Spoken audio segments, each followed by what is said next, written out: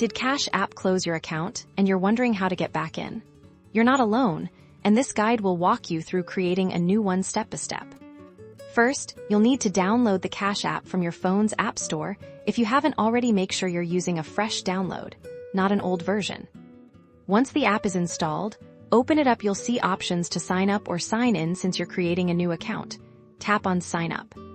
Now, you'll need to provide a new phone number or email address that you haven't used with Cash App before. This is crucial for setting up a brand new account.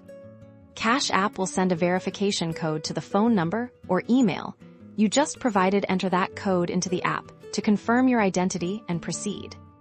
Next, you'll be prompted to enter your first and last name, just like you would with any other account sign-up. Your Cashtag is your unique Cash App username. Choose a new Cashtag that you haven't used previously. Make it something easy to remember. To send and receive money, you'll need to link a payment method. Tap on Link a Debit Card and enter your new debit card details, or you can choose to skip this for now and do it later. And that's it.